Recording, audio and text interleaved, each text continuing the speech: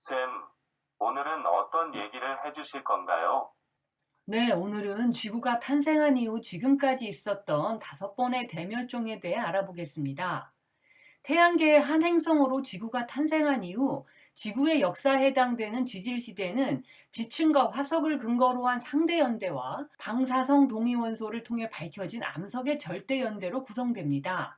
방사성 동위원소를 근거로 측정한 지구 나이는 46억 년입니다. 지구의 지질시대는 누대, 대, 기, 세, 절로 구분되는데요. 46억 년의 지구 전체 지질시대의 약 88%를 차지하면서 화석이 거의 나타나지 않는 시대를 은색누대라고 합니다. 은색누대는 선캄브리아 시대라고도 하며 지구의 탄생부터 5억 4,200만 년 전인 고생대 캄브리아기 이전까지 약 40억 년의 긴 시간입니다. 화석이 발견되는 시대는 현생누대인데요.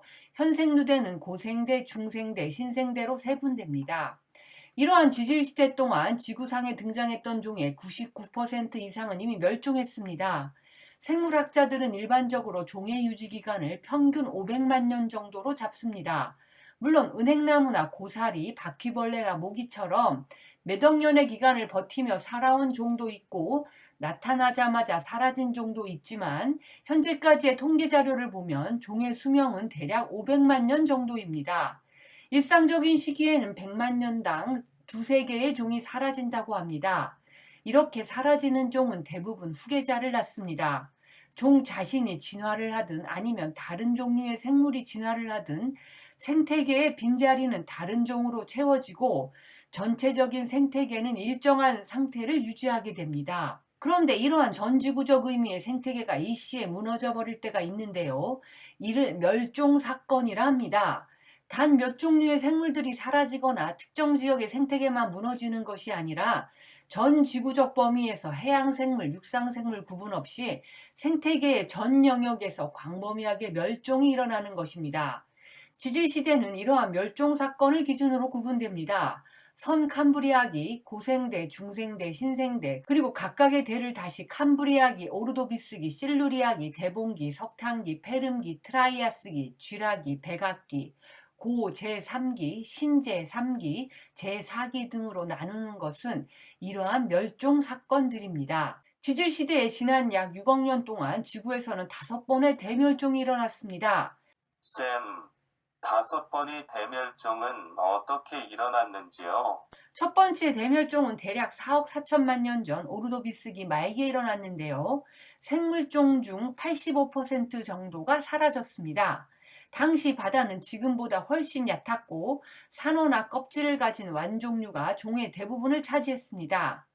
현재 가장 유력한 첫 번째 대멸종 원인은 오르도비스기가 끝날 무렵 발생한 기후변화로 추정됩니다. 기후변화는 현재 남반구 땅 전체를 포함하고 있던 과거 초대륙 곤두아나가 지질변화로 이동하던 중 남극에 닿았기 때문에 일어났습니다. 이후 기온은 급격히 떨어졌고 대륙과 바다가 얼음으로 뒤덮이고 해수면 수위는 낮아지기 시작했습니다. 대기와 해양 내 이산화탄소 농도가 급격히 떨어지면서 식물의 수가 급감하고 생태계가 무너진 것으로 추정됩니다. 두 번째 대멸종은 현재로부터 약 3억 6,500만 년 전 대봉기 말기에 일어났으며 생물종 중 82% 정도가 사라졌습니다.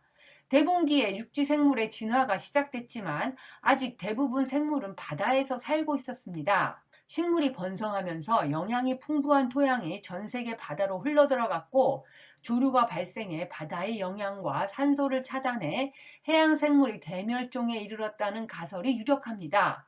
그러나 최근 일부 지질학자들은 화산 폭발이 바닷속 산소를 줄여 멸종이 일어났다고 주장하고 있습니다. 세 번째 대멸종은 2억 5,300만 년 전 일어났습니다. 지구 역사상 최대 규모의 멸종으로 지구 생물 96%가 멸종한 것으로 추정됩니다. 이 사건을 기준으로 고생대와 중생대를 나누며 흔히 페름 트라이아스 대멸종이라고 부릅니다. 이 당시는 지구에서 초대륙 판기아가 형성되는 대규모 지질 변화가 있던 시기였습니다. 지금의 시베리아 지역에서 발생한 대규모 화산 폭발로 인해 발생한 이산화탄소가 지구 대기를 뜨겁게 만들고 황화수소가 발생하는 등 천만 년 동안 기후변화가 이어지면서 대멸종을 유발했다는 가설이 유력합니다. 생물이 죽은 원인은 높은 온도가 아닌 해양 내 산소 부족 때문이라는 주장도 있습니다. 2억 100만 년 전 일어난 네 번째 대멸종 전 지구의 육지에서는 공룡이 진화하기 시작하고 있었습니다. 공룡이 아닌 조룡, 수국류, 대형 양서류가 멸종하여 이 대멸종 이후 공룡들이 번성하게 되었습니다. 당시 모든 대륙은 하나로 합쳐져 있었지만 서서히 분열되는 시기였습니다. 분열이 진행하면서 대륙 중앙부에 마그마가 대규모로 분포되는 영역이 만들어졌고 화산 폭발이 일어나기 시작하면서 지구온난화가 다시 시작됐습니다. 지구온난화가 800만 년 동안 지속되는 동시에 지구의 소행성이 충돌하면서 육지생물 80%, 해양생물 20% 정도가 멸종했습니다. 네 번째 멸종 사태 이후 파충류, 공룡, 익룡이 지구를 지배하고 있었는데요. 다섯 번째 대멸종으로 전체 생물종의 70%가 멸종되었으며 원인은 운석 충돌로 추정됩니다. 지금부터 6,500만 년 전 중앙아메리카 멕시코 유카탄 반도 북쪽 칙슬루브 지역에 운석이 떨어지면서 엄청난 양의 먼지가 성층권으로 올라가 햇빛을 차단하여 지구의 온도가 내려갑니다. 식물들의 강합성 역시 햇빛이 약하니 대거 줄어듭니다. 하지만 그 이후 다시 지구온난화가 시작됩니다. 이산화탄소 같은 막대한 양의 온실가스가 운석이 충돌하는 과정에서 뿜어져 나왔기 때문이지요. 급격한 온도 상승으로 기후가 변하여 다시 생태계는 커다란 위기에 빠집니다. 흔히 공룡이 멸종한 사건으로 알려진 백악기 말의 운석 충돌은 이렇게 공룡뿐 아니라 지구 전체 생물종의 70%를 멸종시킵니다. 쌤, 운석이 지구와 충돌하면서 당시 지구를 지배하던 공룡이 멸종했군요. 어떤 종의 끝은 다른 종의 시작이 됩니다. 다섯 번째 대멸종 이후 포유류가 지구를 지배하게 되었으며 생태계의 최상위 포식자였던 공룡이 멸종했기에 인류가 지구를 지배하며 살 수 있게 되었습니다. 쌤, 지금까지 일어난 5번의 대멸종에는 어떤 공통점이 있나요? 지금까지의 5번의 대멸종이 보여주는 공통된 특징들이 있습니다. 첫 번째는 바로 최상위 포식자의 멸종입니다. 어느 멸종 사건이든 가장 큰 타격을 받는 것은 최상위 포식자입니다. 최상위 포식자는 이전 단계의 생물종들에 비해 그 수가 극히 적으며 생태계가 무너질 때 가장 먼저 이상 징후를 보이는 것이 바로 최상위 포식자입니다. 두 번째로 대멸종은 바다로부터 옵니다. 대멸종은 해양 생태계의 기반인 부유성 플랑크톤의 멸종으로부터 시작됩니다. 지구 표면적의 3분의 1을 차지하는 바다의 해양 생태계는 육지보다 기후변화와 산소 농도의 변화에 민감하여 이들 조건이 조금만 변해도 멸종이 일어납니다. 플랑크톤이 멸종하면 상층 먹이사슬로 전파되면서 전체 해양 생태계가 도미노처럼 연쇄적으로 멸종됩니다. 산소 농도 감소는 대멸종의 중요한 요인입니다. 산소 농도 감소는 대멸종 시기에 어김없이 일어났습니다. 산소 농도 감소가 유일한 혹은 가장 중요한 원인이 아닐 수는 있지만 유력한 원인임에는 틀림없습니다. 특히 해양 생태계는 산소 농도에 민감합니다. 덩치가 큰 동물들도 산소 농도의 변화에 민감합니다. 덩치가 큰 동물이 먼저 멸종했습니다. 대형 동물은 일반적으로 다른 동물보다 개체수가 적습니다. 그리고 특정한 환경에 적응한 경우가 많아 대개 서식지가 좁은 범위로 한정됩니다. 산소 농도의 감소도 대형 동물에게는 더 불리하게 작용합니다. 대멸종 과정에는 항상 지구 온난화와 냉각화가 일어났습니다. 대멸종의 원인은 화산 폭발, 메탄 하이드레이트의 분출, 대륙의 이동, 육지 생태의 변화, 소행성 충돌 등 다양하지만 그 결과 지구 온난화와 냉각화가 일어나면서 멸종 과정으로 이어집니다. 산소 농도의 감소와 함께 발생하는 징후이자 원인 혹은 결과인 것입니다. 대멸종 후 생태계 복원에는 수백만 년 내지 수천만 년이 걸렸습니다. 지구 전체 역사로 보면 짧은 기간이지만 개체수가 격감한 생물종의 복구에는 오랜 시간이 걸립니다. 먼저 식물과 식물성 플랑크톤이 다시 살아나야 하고 이들과 공생하는 곤충과 세균, 균류들이 다시 종분화와 개체수의 확장을 통해 생태계의 기반을 다져야 합니다. 이렇게 기본이 다져진 후 대멸종에서 살아남은 생물들이 다양한 종들로 분화되면서 생태계의 빈자리를 채워가게 됩니다. 이 과정에서는 단순히 개체수만 늘어나는 것이 아니라 수많은 시행착오를 거치면서 생태계의 지위에 걸맞는 생물로의 진화 단계가 필요합니다. 살아남은 종은 채소주의자였습니다. 멸종이 끝난 텅 빈 공간에 새로운 생태계를 만들어가는 생물종은 대개 정해져 있습니다. 많이 먹지 않아도 되고 움직임이 활발하지 않고 생존에 많은 산소를 필요로 하지 않는 생물들, 생존의 조건을 최소화시킨 생물들이 가장 먼저 뿌리를 내리고 가장 늦게까지 살아남습니다.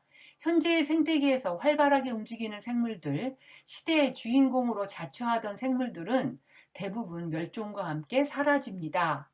쌤, 그런데 지금 대멸종의 징후들이 나타나고 있나요? 지금 이전까지와는 비교도 되지 않을 정도로 많은 수의 생물들이 멸종되고 있으며 그 속도가 점점 빨라지고 있습니다. 포유류의 경우 인류 추전 이전에는 100만 년에 2종 정도만 멸종하던 것이 지난 500년 동안 5,570종이 멸종했습니다. 이러한 멸종 속도는 이전 어떤 대멸종 때의 멸종 속도보다도 빠른 것입니다. 이미 새로운 멸종 시대가 열렸는지도 모릅니다. 그런데 이 모든 원인은 바로 인류라는 하나의 생물종이 너무 많이 번식하고 있어서 일어나는 일입니다. 인류는 지구 생태계에 처음으로 나타난 암세포와 같은 존재입니다. 신체를 구성하는 일부 조직이 자신의 역할 이상으로 증식하면서 비대해지면 몸 전체의 균형이 깨지고 개체는 죽음에 이르게 되듯이 생태계도 마찬가지입니다. 인구가 늘어나면서 늘어난 인구를 부양하기 위해 산림을 파괴하고 농경지를 늘리고 도시를 만들고 땅속에 묻혀있던 탄소를 방출하면서 곳곳에서 지구 생태계를 파괴하는 인류는 지구 생태계 입장에서는 무한 증식하면서 자신이 속한 생명체를 파괴하는 암세포와 같습니다. 하지만 인류를 포함하여 현재의 많은 생물종이 멸종하는 6번째 대멸종이 일어난다고 해도 지구가 끝장나는 것도 생태계의 모든 생물이 완전히 사라지는 것도 아닙니다. 현재의 생물종이 지구에서 사라지는 것일 뿐이며 멸종 이후 지구 생태계는 다시 재생되면서 또 다른 생물들로 채워질 것입니다. 인류도 운 좋게 일부 개체가 살아남으면서 멸종의 운명을 피할 수 있을지도 모릅니다. 하지만 설사 인류가 이번 위기를 잘 넘긴다 해도 멸종의 운명을 완전히 벗어날 수는 없습니다. 대륙과 바다는 끊임없이 살아 움직이고 있고 슈퍼화산의 폭발, 대륙과 대륙의 충돌은 앞으로도 계속될 것이며 이러한 위협들은 지구에 사는 생명체를 끊임없이 위협할 것입니다. 현재의 대멸종 위기를 벗어난다 해도 앞으로 닥칠 수많은 멸종의 위기를 벗어난다는 것은 벼락을 맞는 것보다도 훨씬 힘든 일입니다. 5번의 대멸종은 예외 없이 당시 지구를 지배하던 최상위 포식자들을 절멸시켰습니다. 지금 지구 최고의 포식자는 인간입니다. 그런데 인류가 지금과 같은 생활 방식으로 계속 살아간다면 6번째 대멸종은 더욱 빨리 다가올 것입니다. 6번째 대멸종이 일어난다면 인류는 자기 스스로 멸종하게 되는 것입니다. 탐욕으로 인해 자멸하는 어리석은 존재로도 모자라 자신의 종족뿐 아니라 생태계의 다른 종까지 파멸시킨 지구 생태계의 최초의 종으로 지질 시대에 기록될 것입니다.